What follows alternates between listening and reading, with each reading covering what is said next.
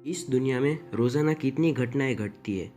उनमें से कुछ घटना काफ़ी रेयर होती है, यानी कि जिसकी घटने की संभावना बहुत कम होती है, जिन्हें हम कोइंसिडेंस कहते हैं। मैं आपको 5 ऐसे ही कोइंसिडेंस के बारे में बताने वाला हूँ। नंबर 5। पूरी दुनिया में रोज़ाना हज़ारों फ्लाइट्स ट्रैवल करती है और बहुत सी फ्लाइट्स एक्सीडेंटली क्रैश भी हो जाती है और उनमें बहुत लोगों की मौत भी हो जाती है। कुछ लकी लोग बच भी जाते हैं, लेकिन मार्टिन डी जोंगे की तरह बहुत कम लोग बचते होंगे, क्योंकि 2014 में 2 मलेशियन फ्लाइट्स क्रैश हो गई थी। उसमें से एक फ़्लाइट यूक्रेन में किसी जगह पे क्रैश हो गई थी, दूसरी फ़्लाइट इंडियन ओशन यानी हिंद महासागर में कहीं पे गायब हो गई। इस बात का आज तक किसी को पता नहीं चला कि वो फ़्लाइट कहाँ गई। वो आज भी एक मिस्ट्री है। लेकिन अजीब बात यह है कि डच यानी नीदरलैंड का साइकिलिस्ट मार्टिन डी जोंगे इन दोनों फ्लाइट्स में ट्रैवल करने वाला था। उसने इन दोनों फ्लाइट्स की टिकट भी खरीदी थी, लेकिन इस फ्लाइट में उसका जाना कैंसिल हो गया। वो लकीली मरने से बच गया। नंबर 4। सभी को टाइटैनिक के बारे में पता ही होगा। आप सभी को उनके बारे में बहुत जानकारी होगी। इसमें बहुत से लोग मर जाते हैं, लेकिन उसमें एक नर्स थी जो बच गई। इतना ही नहीं, ये 2 और बोट के एक्सीडेंट के बावजूद भी ये बच गई। नर्स का नाम है वायोलेट जेसोप। आज इसे लोग मिस अनसिंकेबल भी कहते हैं। वायोलेट 1912 के टाइटैनिक शिप के एक्सीडेंट में बच गई थी और उसके 4 साल बाद HMHS ब्रिटानिक शिप के ठीक वैसे ही एक्सीडेंट में भी वो बच गई थी। ये वायोलेट जेसोप नर्स 2 बार बड़े शिप के एक्सीडेंट के बावजूद भी बच गई। और इतना ही नहीं, 1911 के RMS ओलंपिक शिप एक्सीडेंट में भी ये बच गई थी। इस एक्सीडेंट में ये हुआ था कि RMS ओलंपिक शिप जो थी वो वॉरशिप को जाके टकरा गई थी, लेकिन फिर भी ये डूबी नहीं थी और बच गई थी। और वो वायोलेट जेसोप भी नहीं डूबी थी, इसलिए उसे अनसिंकेबल कहा जाता है, यानी कि कभी ना डूबने वाली। इसी किस्मत करोड़ों लोगों में से किसी की ही होती है। नंबर 3।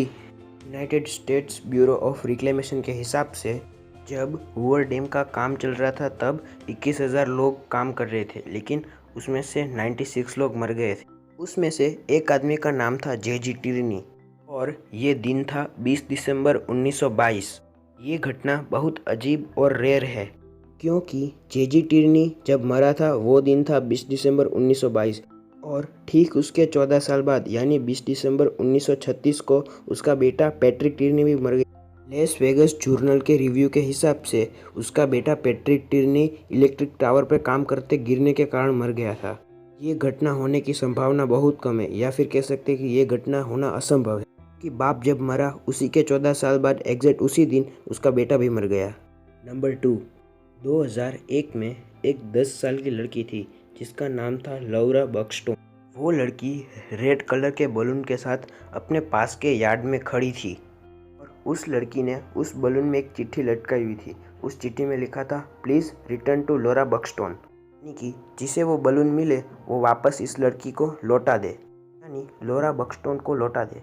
उसके बाद उस लड़की ने इस बलून को रिलीज़ कर दिया और ये बलून 140 माइल्स की स्पीड पे साउथ में उड़ने लगा। अब जो होता है वो सभी को चौंका देने वाला होता है, क्योंकि ये जो बलून था जो लौरा बक्सटोन ने आसमान में रिलीज़ कर दिया था, वो बलून किसी दूसरे यार्ड में किसी 10 साल की लड़की जिसका नाम भी लौरा बक्सटोन था उसके पास पहुंच गया। और कमाल की बात यह है, वो भी 10 साल की थी और वो भी इसकी तरह ही दिखती थी। उसका पहनावा भी बिल्कुल इसकी तरह था। जब इन दोनों को पता चला कि इन दोनों के बीच इतनी सिमिलैरिटीज़ है, तो इन दोनों ने एक दूसरे से मिलने के लिए कहा। जब ये दोनों मिली तब बहुत शॉकिंग बात पता चला कि दोनों लड़कियों के पास 3 साल पुराने लेबल वाला चॉकलेट था। और इतना ही नहीं, उन दोनों के पास ग्रे कलर का एक रैबिट भी था और एक जिनी पिग भी था। और ये जिनी पिग दोनों को अचानक से मिला था, यानी दोनों किसी के पास खरीदने नहीं गए। दोनों के पास ये पिग सामने से आया था और ये पिग उनको पसंद आने पर उन्होंने इसे रख लिया। अजीब बात है ना कि एक ही उम्र वाली एक ही नाम वाली लड़कियों के बीच इतनी सिमिलैरिटीज़ है, लेकिन फिर भी वो दोनों लड़की अलग अलग है, एक नहीं है। नंबर 1। ये वो वक्त था जब वर्ल्ड वॉर 1 ख़त्म होने पर था। करीबन 10 लाख लोग ब्रिटिश के मर चुके थे। सेंट सिम्फोरियन मिलिट्री सेमेटरी, ये उस कब्रिस्तान का नाम है जो वर्ल्ड वॉर 1 में ब्रिटिश के जो सोल्जर मर चुके उनको दफनाने की ये जगह थी। वर्ल्ड वॉर वन में ब्रिटिश का जो पहला सोल्जर था जो वो शहीद हो गया था, उसका नाम था जॉन पार और वो 17 साल का था और यहाँ उसकी कब्रों को दफनाया गया। और वर्ल्ड वॉर वन में शहीद होने वाला जो आखिरी सोल्जर था वो 30 साल का था। उसका नाम था जॉर्ज एडविन एलिसन और उसको भी इसी कब्रिस्तान में दफनाया गया था। और इन दोनों की कब्र के बीच डिस्टेंस था 15 फीट और ये फिक्स नहीं था कि इन दोनों को आसपास में ही दफनाएंगे, ये ऑटोमेटिकली कोइंसिडेंसली हो गया। कमाल की बात है ना कि हज़ारों लोगों की कब्रों में से पहले और आखिरी सोल्जर की कब्र आसपास ही हो। अगर आपको मेरी वीडियो अच्छी लगती है तो इसे अपने दोस्तों के साथ शेयर करें और चैनल को सब्सक्राइब ज़रूर करें।